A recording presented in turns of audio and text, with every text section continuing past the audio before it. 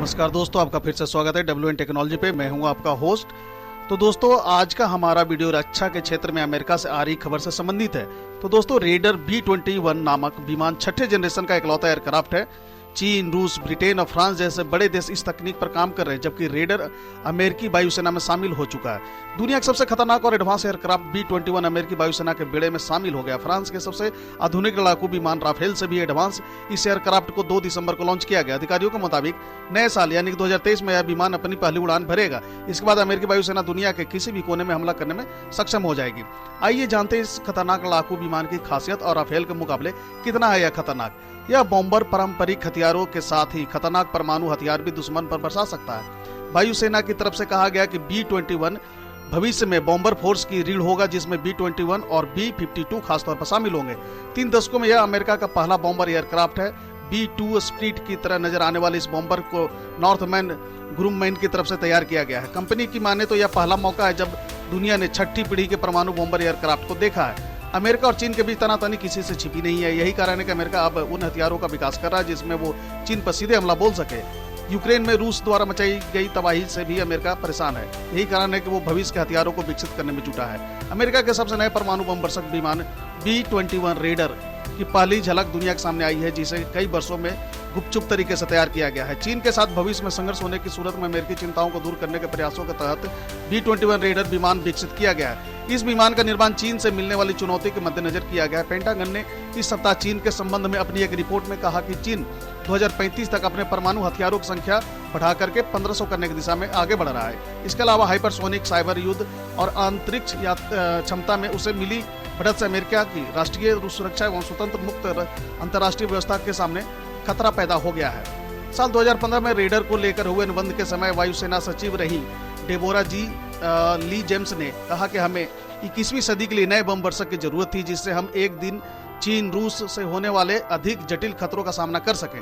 B-21 लंबे समय तक चलने वाला विमान है और इसके जरिए हम काफी मुश्किल चुनौतियों का सामना कर सकते हैं। रेडर का निर्माण करने वाली कंपनी नॉर्थरोप ग्रूमेन कॉरपोरेशन के मुख्य कार्यकारी अधिकारी कैथी वार्डन ने कहा कि विमान के 2023 से पहले उड़ान भरने की संभावना नहीं है। हालांकि उनका उन्नत कंप्यूटिंग का उपयोग करके नॉर्थरोप ग्रूमेन रेडर के प्रदर्शन का परीक्षण कर रहा है। इसमें क्लाउड टेक्नोलॉजी का प्रयोग किया गया। इस बॉम्बर से वायुसेना और कंपनी दोनों को ही काफी उम्मीदें हैं। कंपनी ने कहा कि वायुसेना को मिलने के बाद यह बॉम्बर देश की रणनीतिक सेना का हिस्सा होगा। यह देश की सुरक्षा लक्ष्यों को हासिल करेगा और साथ ही अमेरिका के साथियों को भी सुरक्षित महसूस कराएगा। ग्रुप की CEO कैथी वार्डन ने बताया कि B-21 बहुत ही एडवांस टेक्नोलॉजी से ऑपरेट होता है। अत्यधिक खतरे वाले वातावरण के लिए इसे तैयार किया गया है। एडवांस मैन्युफैक्चरिंग तकनीकों के अलावा इसमें डिजिटल इंजीनियरिंग के उपकरणों और क्लाउड टेक्नोलॉजी का प्रयोग किया गया है। इस बॉम्बर में किस तरह की टेक्नोलॉजी का प्रयोग किया गया है, इसका खुलासा न तो कंपनी की तरफ से किया गया और न ही वायुसेना ने इस बारे में कोई जानकारी दी। उन्होंने बस इतना बताया कि यह बॉम्बर पहले B-2 से ज्यादा एडवांस तो है ही, साथ ही इस साइज में भी उससे कुछ छोटा है। जो और दूसरे बदलाव इसमें किए गए हैं उनमें सबसे अहम है इसे डिटेक्ट न कर पाना। विशेषज्ञों के मानी तो इसमें ऐसे एडवांस मटेरियल का प्रयोग किया गया है कि दुश्मन इसका पता नहीं लगा सकता। साथ ही इलेक्ट्रॉनिक मशीन यानी कि उत्सर्जन को नियंत्रित करने के लिए भी नए तरीके निकाले गए हैं। इंजन में भी नई टेक्निक का प्रयोग किया गया है। 20 मई 2022 को ही अमेरिकी वायुसेना ने इस बॉम्बर को डेवलपमेंट का ऐलान किया था। इस बॉम्बर की खासियतें अभी तक बताई नहीं गई है, लेकिन अधिकारियों का कहना है कि सर्विसबिलिटी के लिहाज से और इसके रखरखाव के लिहाज से बॉम्बर पिछले बॉम्बर जेट की तुलना में कहीं ज्यादा बेहतर है। ये एक भारी जेट है और परमाणु हथियारों के अलावा पारंपरिक हथियार ले जाने में भी सक्षम है। अमेरिकी वायुसेना का मकसद इस बॉम्बर को अगली पीढ़ी की क्रूज मिसाइल यानी कि लॉन्ग रेंज स्टैंड ऑफ से लैस करना है, ताकि परमाणु मिशन को अंजाम दिया जा सके। यह खतरनाक हथियारों से भी लैस होगा। यह वार प्लेन न्यूक्लियर ग्रेविटी बम को कैरी कर सकता है, जो कि B-61 फैमिली से आते हैं। इसे रेडर जेट भी कहा जा रहा है क्योंकि यह दुश्मन के इलाके में घुसकर आसानी से मिशन को पूरा करके वापस लौट सकता है। इस प्लेन को JASSMER यानी कि पारंपरिक क्रूज मिसाइल से लैस किया जाएगा। साथ ही इसमें 2000 पाउंड वाली GBU-31 joint attack directed attack satellite guided bomb भी फिट किया जाएगा, ताकि किसी भी एयर स्ट्राइक को सफलता से पूरा किया जा सके।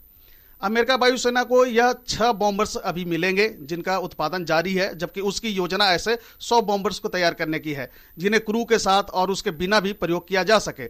इसकी कीमत को भी राज रखा गया है। साल 2010 में एक अनुमान के मुताबिक इस प्रोजेक्ट की कीमत $55 मिलियन बताई गई थी। वर्तमान समय में यह $75 मिलियन बताई जा रही है। साल 2023 में यह बॉम्बर अपनी पहली उड़ान पर रवाना होगा।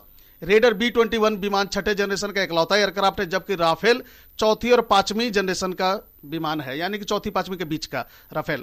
अभी तक अमेरिका को छोड़कर किसी देश के पास छठी जनरेशन का विमान नहीं है। चीन, रूस, ब्रिटेन और फ्रांस जैसे बड़े देश इस तकनीक पर अभी काम ही कर रहे हैं। दुनिया में अभी तक ऐसा कोई रडार नहीं बना जो रेडर B-21 को पकड़ पाए। इसका सॉफ्टवेयर इतना अपग्रेड है कि यह बिना भनक लगे किसी भी देश में हमला करके लौट आने में सक्षम है।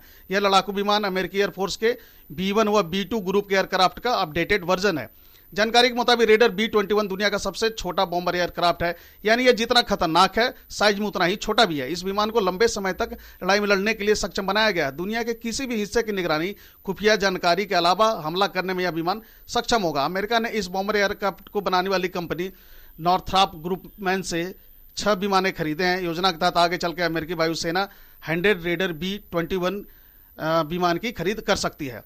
राफेल के मुकाबले रेडर B-21 बॉम्बर एयरक्राफ्ट काफी खतरनाक है। राफेल जहां चौथी और पांचवी पीढ़ी का विमान है, तो रेडर छठी जनरेशन का एयरक्राफ्ट है। वहीं राफेल की स्पीड 1912 किलोमीटर प्रति घंटा है, तो रेडर का 3600 किलोमीटर प्रति घंटा, यानी सीधा डबल घंटा की रफ्तार से उड़ान भर सकता है। यह विमान पायलट के बिना भी ऑपरेट हो सकता है। तो दोस्तों, इस वीडियो में इतना ही। इसी तरह की इन्फॉर्मेटिव वीडियो और भी देखते रहने के लिए बने रहे हमारे साथ। अगर आपने अभी तक हमारे चैनल को सब्सक्राइब नहीं किया तो आपसे आग्रह है कि आप प्लीज मेरे चैनल को सब्सक्राइब करें, और वीडियो अच्छा लगा हो तो अपने दोस्तों के साथ भी शेयर करें। Thank you, God bless you.